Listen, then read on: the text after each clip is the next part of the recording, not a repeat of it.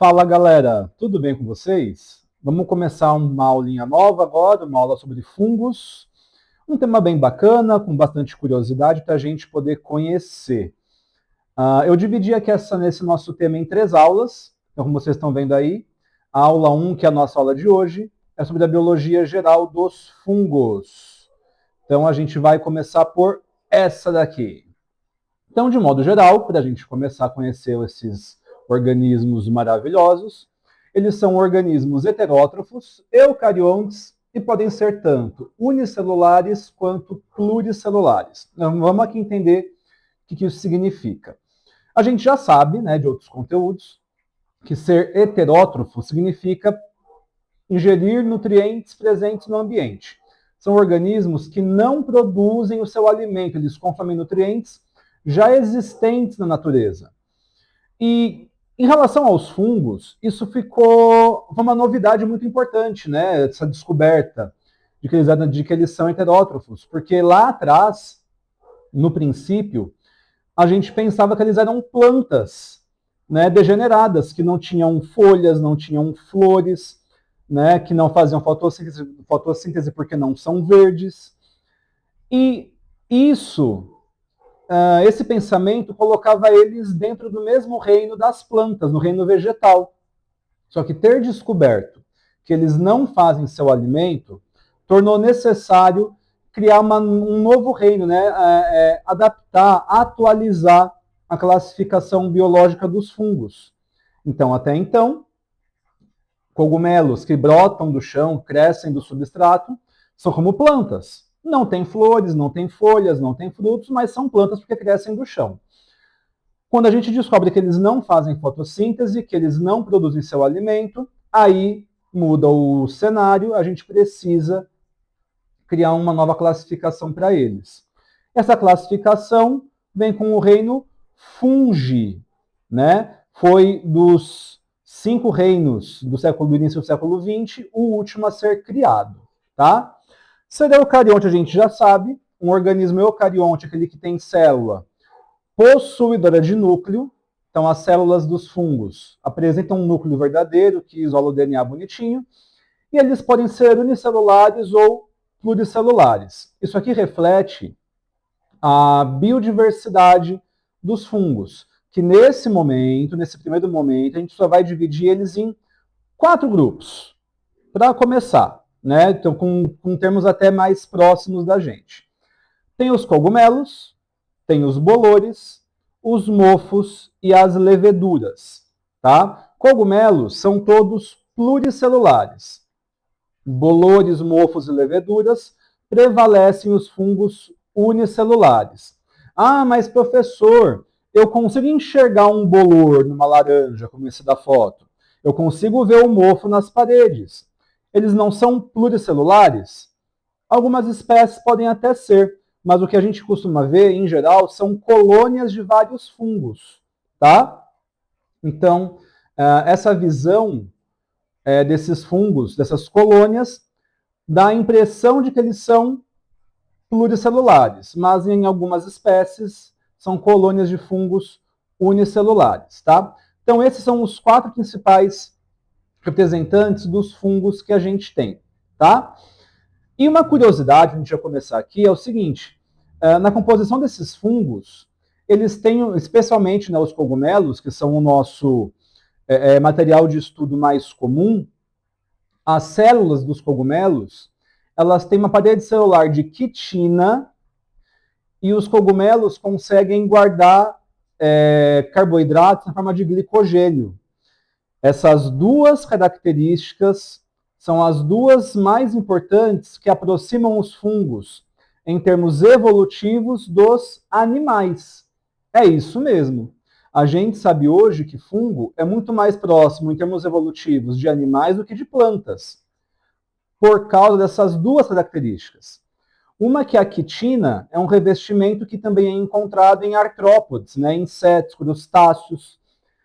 A quitina compõe o esqueleto externo desses animais. Então, se há a mesma substância em fungos e artrópodes, deve haver ali alguma relação evolutiva. E o glicogênio é material de reserva dos animais, dos humanos, por exemplo, né? As plantas armazenam glicose na forma de amido. Então aí já tem uma distância dos cogumelos para as plantas maior do que entre cogumelos e animais, ok? Então essas duas características aqui, destaque para elas, aproximam os fungos evolutivamente dos animais, ok? Então, como a gente já falou, os cogumelos vão ser o nosso material de estudo. Aqui eu começo analisando a anatomia deles. E, em termos anatômicos, são duas coisas que têm de importante, que existem, que são importantes nos cogumelos. A primeira é essa base, bem ramificada, que até lembra uma raiz, mas não é raiz, né? Eles não são plantas, afinal de contas. Essa base ramificada compõe o chamado micélio, tá? E cada ramificação dessa é uma hifa, bem como está ali escrito, H-I-F-A, hifa, tá? Essas ramificações, elas têm como principal função promover a nutrição do fungo. São ramificações que absorvem nutrientes do solo. Também podem promover um pouco de fixação do fungo no substrato, mas primordialmente é através do micélio que o fungo come, tá?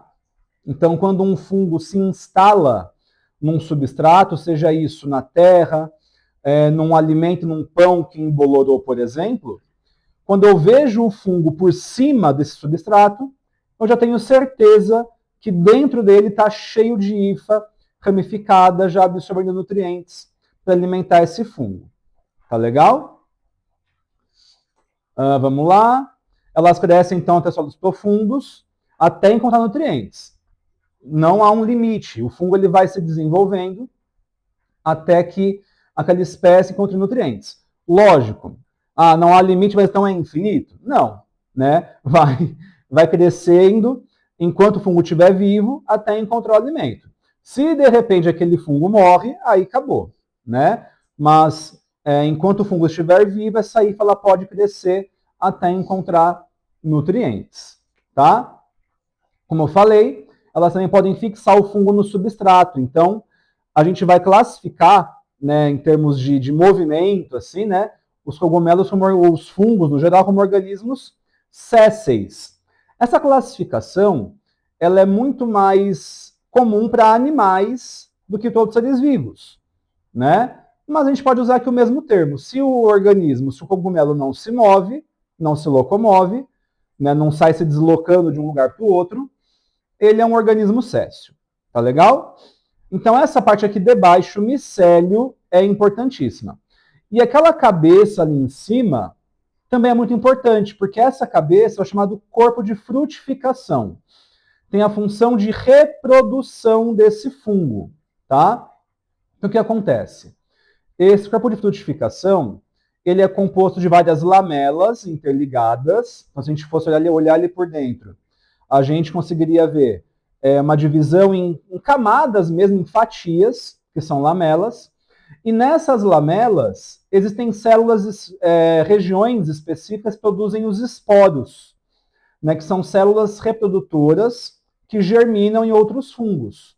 Tá? Então, como um mecanismo reprodutivo, os corpos de frutificação produzem os esporos são liberados no ambiente, e uma vez encontrando um local ideal, né, um local adequado, esses esporos germinam, realizam várias mitoses e dão origem a um novo fungo.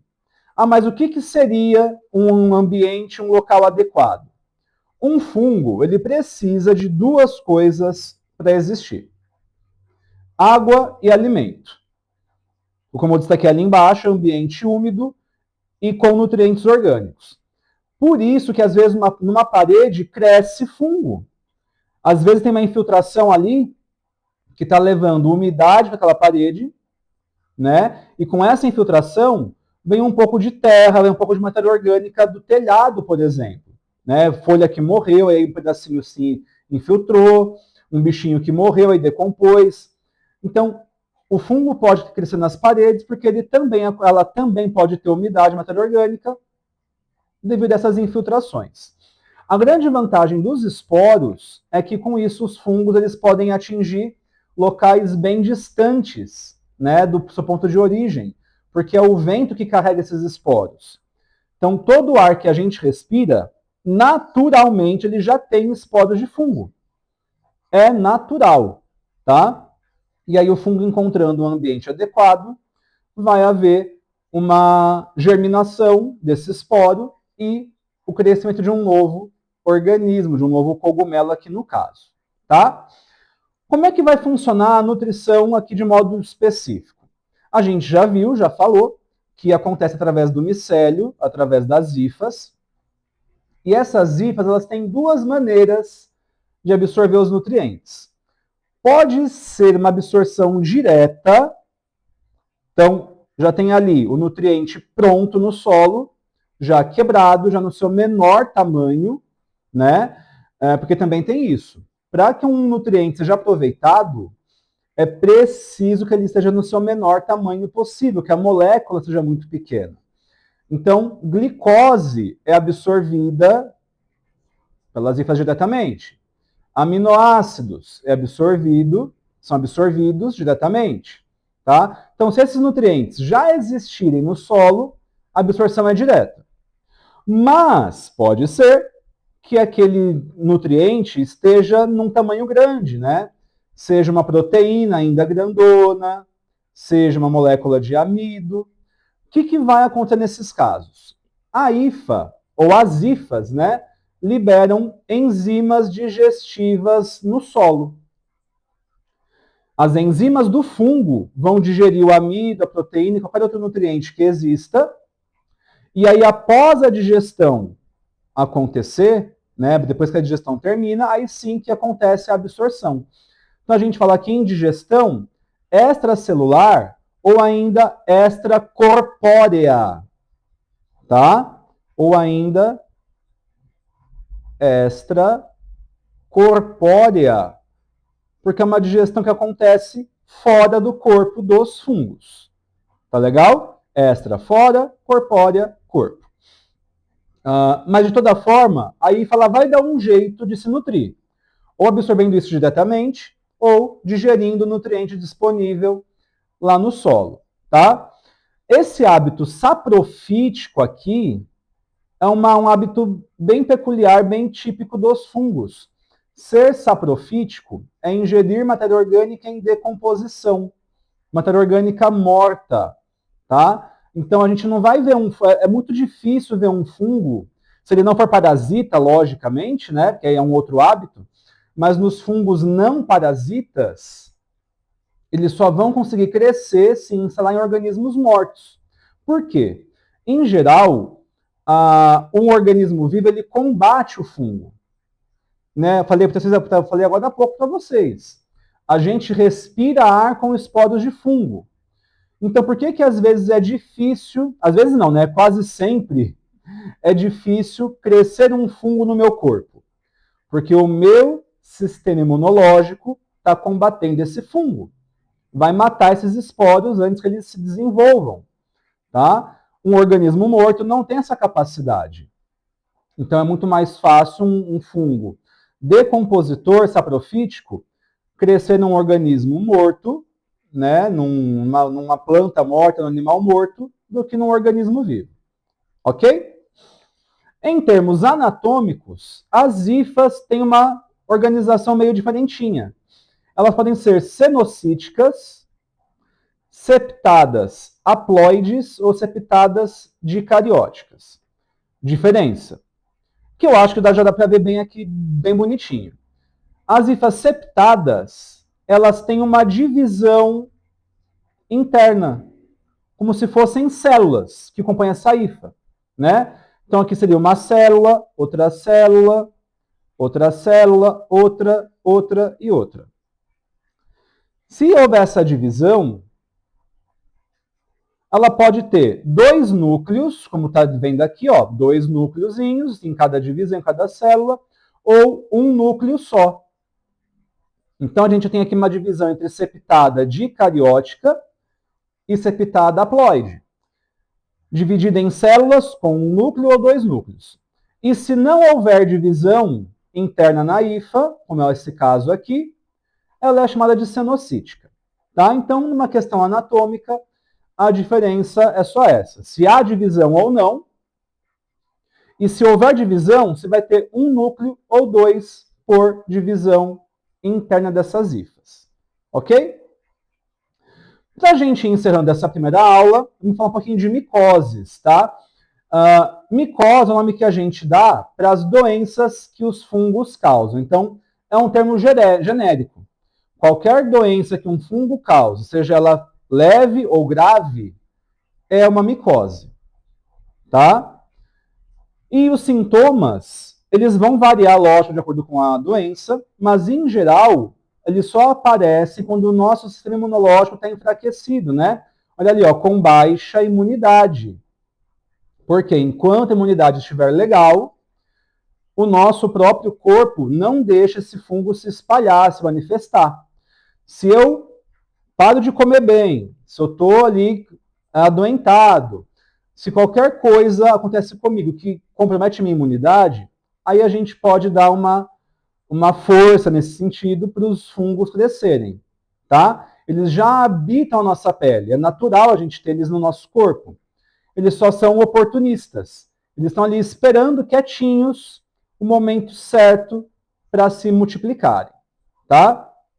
E quando eles aparecem principalmente manchas na pele, né? Que é a marca das micoses em si. E a gente vai ver daqui a pouquinho algumas delas.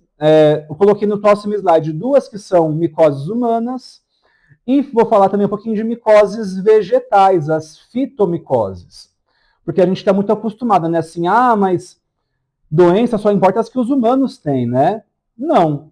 Animais, cães, gatos, pássaros, serpentes, também ficam doentes e plantas também ficam doentes. Inclusive, micoses vegetais são importantíssimas para os produtores agrícolas, porque eles têm que conhecer disso e proteger suas plantações. Então, qualquer pessoa que trabalhe ou que mexa com agricultura precisa conhecer muito bem das doenças das plantas, como elas ocorrem, como evitá-las, principalmente para proteger sua plantação. Tá legal? Então, para começar, essa aqui é bem famosa, é a pitiríase versicolor, tá? Tem gente que chama isso de pano branco. É uma doença que, como vocês estão vendo na imagem, se manifesta com manchas brancas pela pele, tá? Por quê? A nossa pele, ela tem um tom mais escuro ou ela é pigmentada devido à presença de melanina, né, na nossa epiderme. E é normal isso, a gente tem melanina. Algumas pessoas têm mais do que outras. Isso é fato, tá? Só que acontece, quando a gente sai no sol, por exemplo, né, eu até coloquei aqui, ó, mais frequente no verão, em questão de praia, né?